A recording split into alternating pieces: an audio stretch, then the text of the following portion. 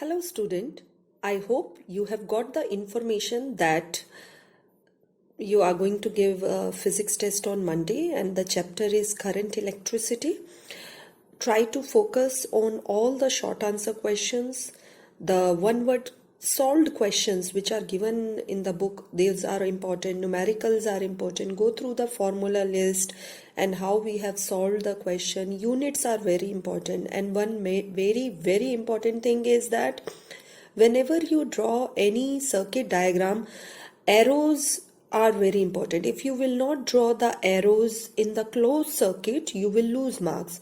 And if that is an open circuit, and there you should not show the current direction. Okay, so current direction in both closed and open circuit. In the open circuit, it is not going to be there.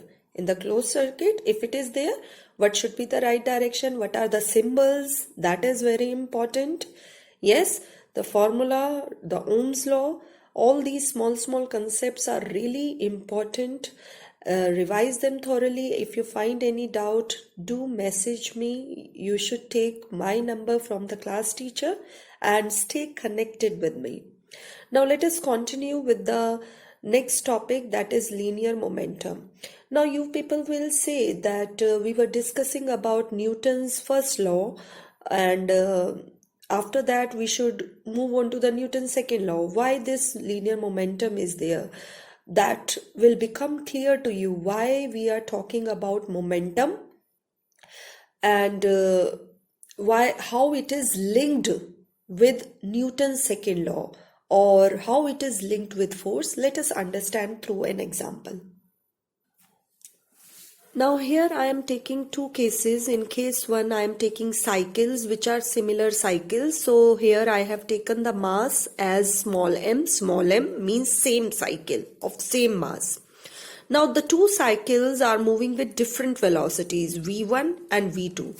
Now the question arises, which one is going to hurt you more? This cycle, the one which is moving with a smaller speed, or the other which is moving with a faster speed? Think about that. The two cycles approaching towards you, the one is moving slowly, another is moving faster. Which is going to hurt you more? Yes. Why it is going to hurt you more? When I am asking this question, means you are evaluating that force is going to be more in this case, whereas here the force will be less. So what concept we have taken here, that mass is fixed but the velocities are different. Yes, so when velocities are different and mass is fixed, we still have to compare the force, or you can say force varies with velocity. Yes. Now in the second case, I have taken one cycle, another as truck. Cycle means smaller mass and truck means capital mass. So in this case, the cycle is moving with smaller velocity, whereas truck is moving with, both the objects are moving with same velocity. Now imagine a situation in which the cycle and truck are approaching towards you with the same velocity. Okay. Now we have fixed the velocity, but the masses are different. Again, the same question arises. Which will hurt you more? Answer is very clear, that the truck is going to hurt us more, whereas cycle will hurt us less. Why that is so? Because in this case, the force is depending upon mass. Even if the mass of the object varies, the force exerted on us varies. So now we got a conclusion that force exerted on a body depends upon two quantities, that is mass and velocity. And when you are taking the two quantities together, you are doing the product of them, you get a quantity called linear momentum. All of you look here, the linear momentum symbol is small p. So if I am calculating linear momentum of any object, that is equal to product of mass and velocity. Yes. So from this explanation, you can make out that yes, there is some base of or there is some connection where you can relate force and momentum. That will become more clear as we will move into the chapter. You will came to know that force is exactly equal to rate of change of momentum. Okay, the terms will become more clear to you, but right now I hope you have got the answer to the question that why we are discussing about linear momentum, why we are shifting from force. We are discussing about linear momentum because force is a quantity which depends upon mass and velocity, and the product of the mass and velocity is called linear momentum. Okay, so somehow you can say that force is also depending upon linear momentum. Now, what type of quantity is linear momentum? It is a vector quantity. Reason why it is a vector quantity? Because velocity is also a vector quantity, which we have done in in second chapter, that velocity is a vector quantity. It depends upon the direction. So momentum also depends upon the direction. If the direction changes, the sign of the momentum will also changes, or you can say momentum, linear momentum can also be positive and negative in terms of direction. What is the SI unit? How to get the SI unit? Now let us look at the formula closely. Put the SI unit of mass here, that is kg. And what is the SI unit of velocity? Meter per second. Take the product. We will get this answer, kg meter per second. Okay. Now if you want the unit in CGS unit, CGS means centimeter gram second. So in place of kg, I will put gram. In place of meter, I will put centimeter. And my unit will become gram centimeter per second. Now, there are many scenarios where momentum does not, velocity does not remain same. Okay, when an object moves, velocity changes. Yes. So in that case, we have to calculate the change in momentum. So change in momentum can be calculated in following cases. Case 1, when both mass and velocity changes. So in that case, change is represented by this small triangle, which is also called delta or del. Yes, this symbol is called delta. Delta P means change in momentum. Delta product of mv means change in mass and velocity. Now you will say that, ma'am, mass is something which is a fixed quantity. Why we are saying that mass is changed? You have learned in previous classes the difference between mass and weight, that mass does not changes from place to place. Then why I am using this symbol delta with this? Let me give you example for cases where mass can also varies. So in those cases, you have to find out the change. Yes. When I say finding the change means finding the difference between the initial mass and the final mass. Finding the change in velocity means final velocity minus initial velocity. Yes, children. Now here are the two examples for it. One is atomic particles when moving with the speed of light. This concept was given in the Einstein relativity theory, which you will study in graduation, that if any object moves with the speed of light, which is impossible on Earth, it is not possible at all to move with the speed of 3 into 10 raised to power 8 meter per second. It is not possible to create that much of velocity in an object. But when something is moving in the space, so that it is stated in the relative theory that mass also varies. And I will show you the formula, how to calculate the new mass for that from the initial mass. It is given in our book. Second example, where we see that the mass is changing. For a rocket motion, whenever a rocket moves upward, what happens? the initial mass is actually more. The fuel is more there. So as the rocket moves higher and higher, it keeps on using the fuel and the mass of the rocket keeps on decreasing. So in that case, we have to use this concept. Okay. Now case 2, when mass is constant, but only velocity changes, and this is the part of our everyday life, that a car is moving, its mass is fixed, but the velocity changes, and you can take the difference of final velocity and initial velocity. Final velocity minus initial velocity will give you change in velocity. Take the product with the mass and you will get change in linear momentum. Yes. Now let us underline the important points. You have to keep on underlining all the important points. This I have already explained. Let us go through the definition of linear momentum. Linear momentum of a body is the product of its mass and velocity. I hope you have taken out page number 64. This term is given on 64 page number. What is the symbol of linear momentum? P. What is the symbol of mass? M, and velocity. So this is the formula for linear momentum. All of you should underline the unit of momentum, then the change in velocity and mass. Here you should underline the velocity of the light. What is the velocity of the light?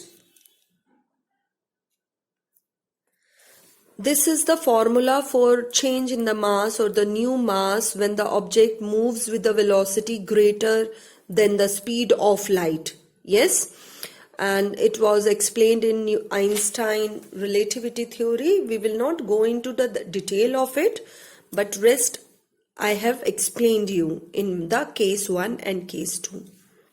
Now we will move on to the next concept, that is rate of change of momentum. Now underline the word rate here. Rate doesn't mean that price here. Always keep in mind that in physics the rate means time. Now here we are going to calculate change in momentum with respect to time, or you can say that the change in momentum which you have just now understood, that change in momentum is equal to mass into velocity. When it is divided by time, what we are going to get? Let us understand this. Here we will take a scenario where object M is moving with initial velocity u. Do you remember small u is the symbol for initial velocity? Yes, and small m is the mass of this object.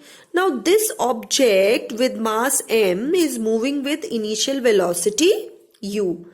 You have exerted some force on it. Yes, force is exerted, velocity got changed. Now the mass after force exerted on it will remain same, but velocity is changed. To calculate the change in momentum, we should find out the initial momentum. For initial momentum, formula will be mass into initial velocity. For the final momentum, momentum will be mass into final velocity. Keep this fact in your mind that for initial momentum, initial velocity will be used. For final momentum, final velocity will be used. Now, as I have already told you, change in momentum means taking the difference. Difference of what? Final and initial. So, I have taken the difference, final minus initial, mv minus mu. In both the quantities, small m is common. So, I have taken out common and I am left with this. Now, as I have already told you, rate of change in momentum means change in momentum divided by time. Rate corresponds to time. So, rate of change in momentum equals to change in momentum upon time. I have put the formula for mv minus u here and divided by time. Now, look here, I have collected these terms. V minus u by t. Did you recall this formula? This we have done in chapter 2. That acceleration is change in velocity upon time. And so change in velocity upon time becomes acceleration. And I have replaced this whole expression by small a. Mass into a becomes rate of change in momentum. Now this expression is very important because later in the chapter you will see that there is some other quantity which is also equal to product of mass and acceleration. So till this point, a very important expression we have concluded that product of mass and acceleration is equal to rate of change in momentum. Now we will reach to an important point, that is Newton's second law of motion. Children, Newton's first law of motion help us to visualize the nature of force, that is whether the force is balanced or unbalanced. Basically, in the statement, it is clearly said that in the balanced force, that is if the nature of the force is balanced, object will remain at rest or remain in uniform motion. In the case of unbalanced force, the velocity will change. Yes. So Newton's first law of motion tells us about the quality of force, nature of the force, whereas Newton's second law of motion help us to find the amount, that is the quantity of force. And this expression will lead us there. So remember this expression in your mind. Let us take the case 1. You have two objects, small m, means same size, same mass objects are there. And here you can say a 3-year-old child or a very small child is kicking the ball. Consider this as a football. There is a 3-year-old child and here you have a class 9th child who is kicking the ball. Do you think there will be difference in the change in the velocity? When the child is small, obviously, I have to change the cases. Here the child is from class 9th and here the child is 3-year-old child. Let me write down here. Here we have 3-year-old child and here 9th class child is there. So in this first case, the ball will be kicked with more power, more velocity, more change will be experienced. When we say more change in velocity means more acceleration is produced. And when a 3-year small child kick the ball, change in velocity will be small and therefore less acceleration is produced. So what was different in two cases? Force exerted on the ball, and as a result, acceleration was different. Try to go through my example again, yes, and understand the concept. In this case, I am keeping the mass of the object same, but amount of force exerted on the object is different. And what conclusion we have drawn? We have observed that more the force, more will be the acceleration. Less the force, less will be the acceleration. Yes. So this is a direct kind of relation. Means force and acceleration are directly related to each other. And if I want to represent this data on the graph, I will get a straight line. Yes. More the force, more will be the acceleration. Like if I have doubled the force on the object, what change will be observed in acceleration? Acceleration will also get doubled. Yes, but keep in mind this is the condition. Mass remain constant. In another case, I have two different objects. One is smaller, another is bigger. Yes. And I want to produce same acceleration in it. Like 10 meter per second square. Here also I want the change in velocity same. Like cycle and truck is there. Yes.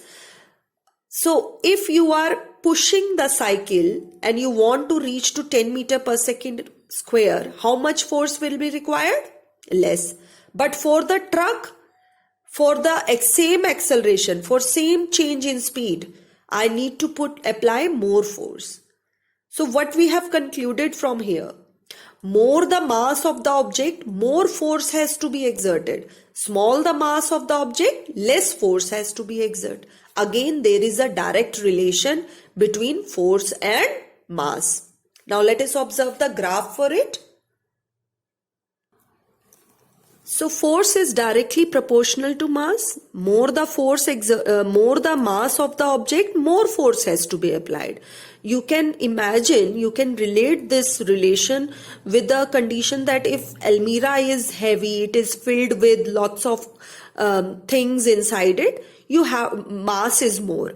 Okay, when you have a heavy Almirah, more force is required. And if the Almirah is empty, with less force, you can push it. Now, if we draw the this graph for force versus mass or mass versus force, it will be a straight line. But keep in mind, you can't change the position of mass here because mass is an independent quantity. Yes, so mass has to remain here on x-axis and force should be on y-axis. And with the condition that acceleration is constant. So there are two conditions we have obtained, that from the two cases, from these situations, we have concluded that force is directly proportional to acceleration, force is directly proportional to mass. Now, when we combine the two equations, we reach to this expression. Force is directly proportional to mass and acceleration. Product of mass and acceleration has been obtained. On removing the proportionality sign, right till this point, the two sides are not equal. To make them equal, we have introduced a constant factor, which is called small k, or constant of proportionality also. In our book, it is written as a constant. When we say constant, means it is going to have a fixed value. Now, how to get that fixed value? What we are doing to obtain the value of k, we are keeping force as 1 Newton, mass as 1 kg and acceleration at 1. So when you will put 1, 1 and 1 at every quantity's place, like force 1, here mass 1 and acceleration 1, we will get k equals to 1. Now when k is 1, so force will become mass into acceleration. Now here, we have reached to that point which I discussed earlier, that mass is into acceleration, which was equal to rate of change of momentum. This product is also equal to force. A very important point we have reached, that rate of change of momentum is equal to mass into acceleration, and force is also equal to mass into acceleration. So now we can conclude that this force is also equal to rate of change of momentum. Both the quantities are equal to this, mass into acceleration. We have seen through the formulae from the relations. Yes, this statement will be, used in Newton's second law of motion. But first, let us conclude our Newton's second law of motion, that keeping the force constant on two different masses, we are getting another important point, that if force is same, means if you can imagine that you are pushing a empty box and a box which is filled with stone, you are only pushing it. So the box which is empty is going to show more change in velocity. Yes, अगर box खाली होगा तो आप उसको जल्दी से आप उसकी स्पीड चेंज कर पाओगे. So more acceleration is produced. But if the same box is filled with lots of stone, it is a heavy box. अगर box heavy होगा और आप उस पे force लगा रहे हो, will you be able to observe change in velocity more in this case? No. Here, object is heavy, so less acceleration is produced. Now we have created another relation between acceleration and mass. So that is inverse relationship. Less the mass, more the acceleration. More the mass, less the acceleration. Yes, and if we want to plot the graph for this, we will get this point. Acceleration versus mass. Again, mass is on the x-axis and we are getting this exponential result. Yes, more acceleration, less the mass, smaller is the value, more acceleration. Yes, and when the mass increases, acceleration reduces. Now, these are the few important terms which you have to keep in mind, that SI unit of force is Newton, and you should learn definition of 1 Newton.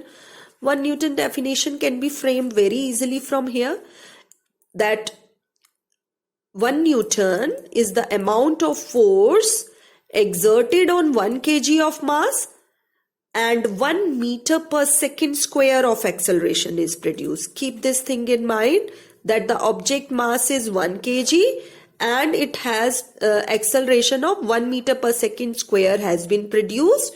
Then 1 Newton force will be exerted by the object.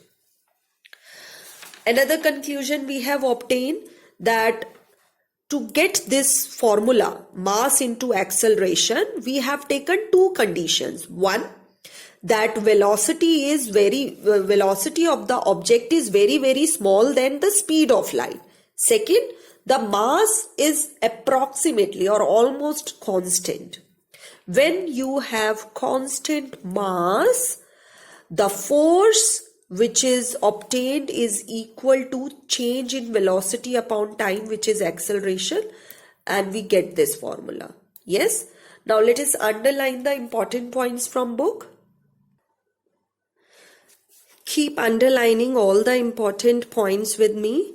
Here this statement is very important, that the rate of change of body is equal to the product of mass and acceleration produced in it. Here this statement is related to this box. Rate of change of momentum is product of mass and acceleration produced in it, provided that the mass remain constant.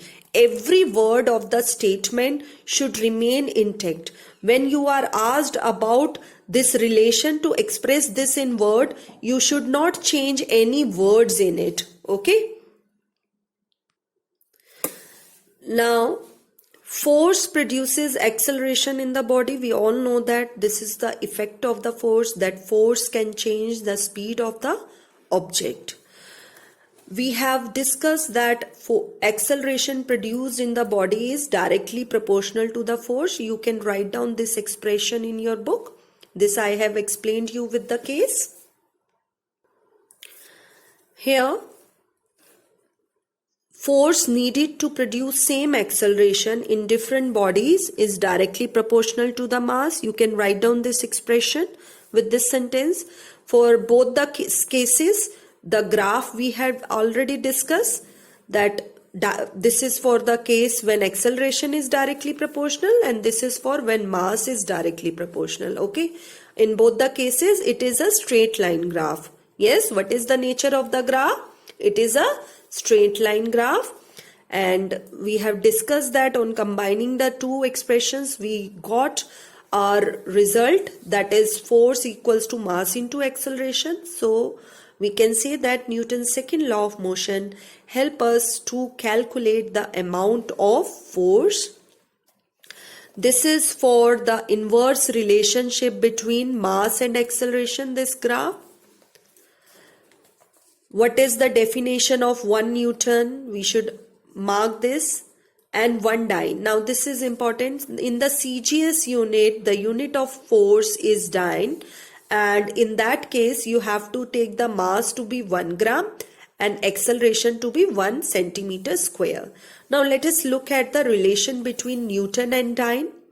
Now 1 Newton, we know that it is kg into meter per second square. So convert kg into gram, it will come 1000, and here meter is changed into centimeter, that is 100. So when we multiply, we get how many zeros? 1, 2, 3, 4, 5. 5 zeros are there. So we got a conclusion that 1 Newton is equal to 10 raised to power 5 dyne. This I have already explained you that both rate of change of momentum was also mass into acceleration, force was also mass into acceleration, and both the quantities are same, and this is what is being used in Newton's second law of motion, that the rate of change of momentum of a body is directly proportional to the force applied on it, and change in momentum takes place in the direction of force applied. Now this is very important. So this idea you have already got, that yes, the rate of change of momentum is equal to the force exerted. Now what is the direction of force? The same will be the direction of momentum. This is very important point. We have concluded. Now this is another important concept, that you can derive Newton's first law of motion from second law. How to do it? We know that from Newton's second law that force is equal to mass into acceleration. Now if acceleration is zero कब होती है acceleration zero? जब velocity zero हो, change in velocity zero हो. Change in velocity कब zero होता है? या तो object move नहीं कर रही है, rest पे है, या object move कर रही है but same constant velocity से, uniform velocity से. So here we are taking a case if force is zero means balanced force. You can say that. In the balanced force, net force is zero. So the acceleration is zero. Now when the acceleration is zero, this is zero, mass into zero will become this. Yes. Or you can say when this is zero, m v minus u by t. This is equal to zero. Take t to the other side, mass to the other side, everything will become zero. And only result we will get is v equals to u. Yes, note down this expression in your book. So from this expression, we concluded that when no force is applied on the body, acceleration is zero, means body is at rest, or if it is moving in a uniform motion. So this is how we related Newton's first law to the second law, or you can say this is the relation for deriving first law from the second law. This was the second law. We started from second law and we reached to our first law, that object will remain at rest or in constant speed when it is under the influence of balanced force, or no external force is exerted on the body. The body will keep on moving with constant speed. Yes. So children, revise thoroughly for the test. All the best for all of you. Do really well, exceptionally good in your exam. Yes. Thank you for today.